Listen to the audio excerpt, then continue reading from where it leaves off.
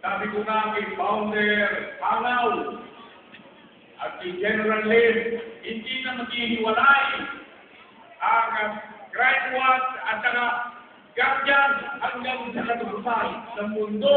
Magkasama pa rin tayo kung kailangan sa hulay magkasama ang guardian at crime watch. So kung ano man ang matatamo na pakinabang ng crime watch, sa inyo rin yung pakinabang na ito at napakinggan ninyo si Colonel Anik Leones na nagsabi na ang kooperatiba ng Guardian ay magkakaroon ng biyaya sa Diwa Party List sapagkat lahat ng langgod ng Guardian ay sasagutin ng Diwa Party List. Kaya meron po dyan isang tinatawag na oath of office ng mga Guardian at Crime Watch na inyo po mapipirmahan upang ipakilala natin ang ating pagsama dito sa Diwa Party List. Ang katotohanan po, maraming mga party list na hindi marunong ibahagi ang kanilang purpares.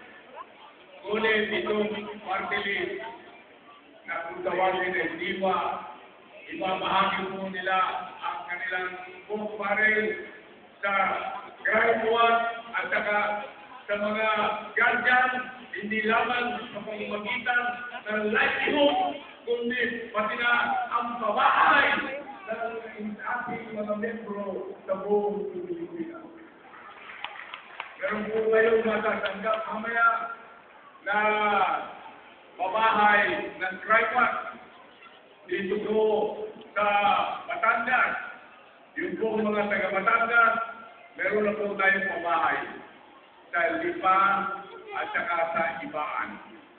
Dito naman sa Laguna, magsisimula po tayo ng pabahay sa Santa Cruz, Laguna at saka sa Calamba.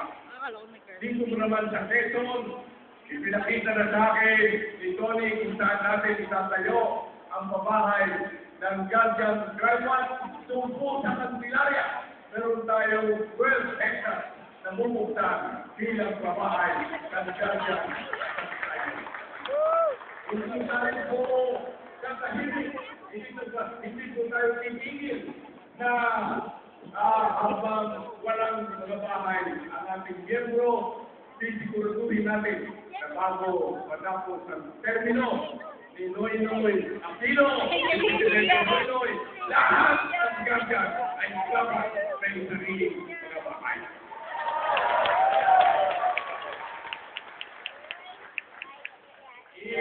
Kakalat mamaya ng aming staff ng Crime yung leaflet tungkol sa babae.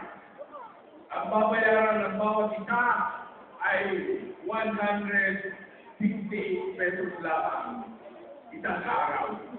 Walang down payment, walang equity. Yung inyong 168 pesos is only equivalent doon sa mga load na inalagay ninyo sa inyong cellphone. Hindi nyo mapapakiramdaman nyo. Papawasan lang natin ang konting mga kisulitan at huwag tayo masyado mag-load sa ating cellphone. Magkakabahay lang yun tayo sa 168 pesos a day. Yan po ay mapapasa ninyo sa business na ipamamahagi natin sa lahat.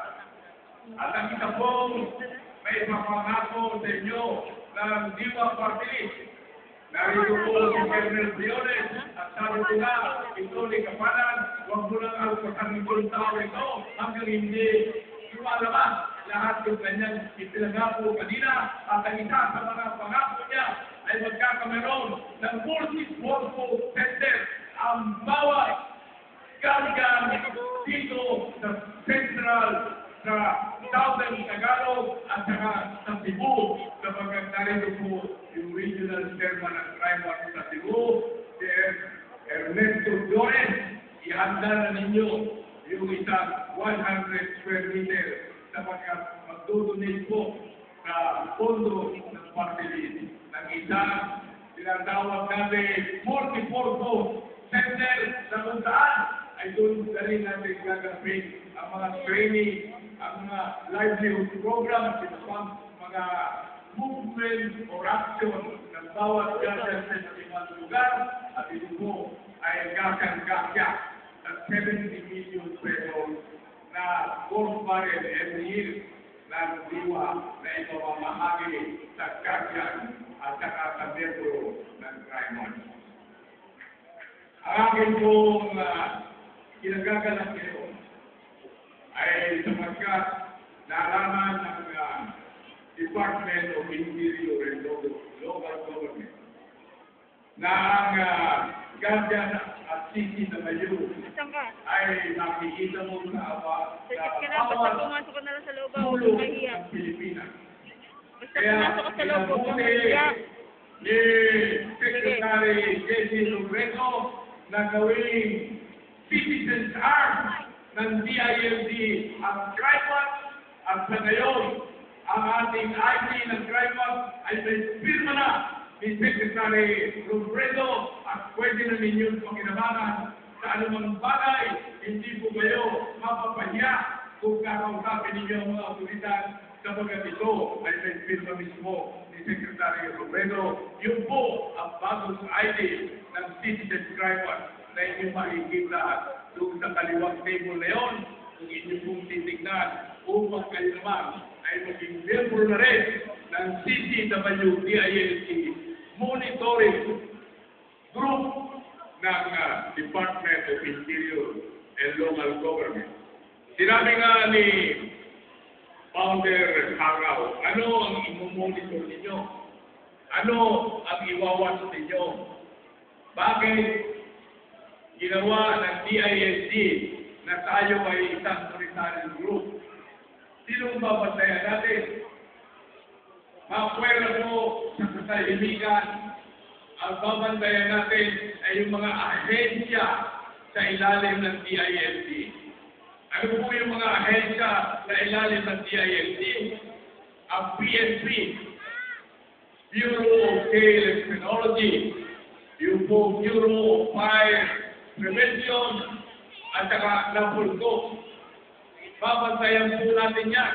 At lalo na, babantayan natin ang mga barangay sapagkat under ng DILG ang Barangay Bureau na kung saan ay ito nakakasiwa sa mga barangay sa buong Pilipinas.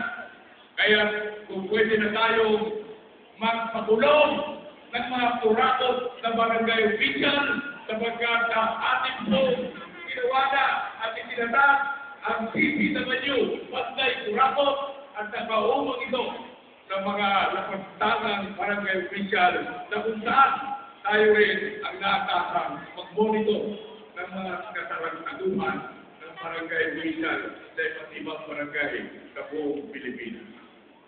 Alam po naman natin kung sa ating buong pag-uusapan ang tinatawag nating korupsyon ang pinakamalapit sa atin ay barangay sapagkat yan po nakikita natin sa araw-araw. Ilang piso o ilang libo ang in-overprice ng kapital na siyamba ang ghost delivery. Ilan ang mga ghost employees. Ilan ang mga linaspastangan at linusay na pondo ng barangay council. Lahat yan ay sakop ng ating authority sa DILG bilang CCW DILG monitoring group.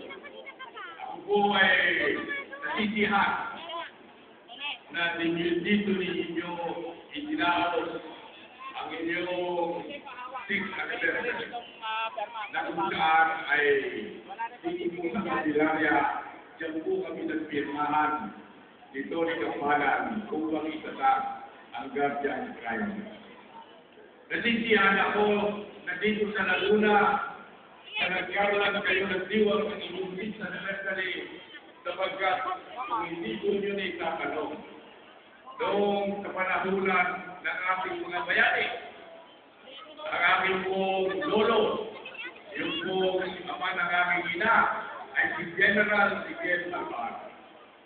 At siya po ang huling sumuko na Amerikano noong Philippine-American War. At 40,000 American ang napatay ng revolutionary forces ng Pilipinas noong giyera yun. At dito po sa nagkarlan, dito po sa Lilim, at dito po sa Bandang Bae, diyan po nagkampo. Meron din pala dyan.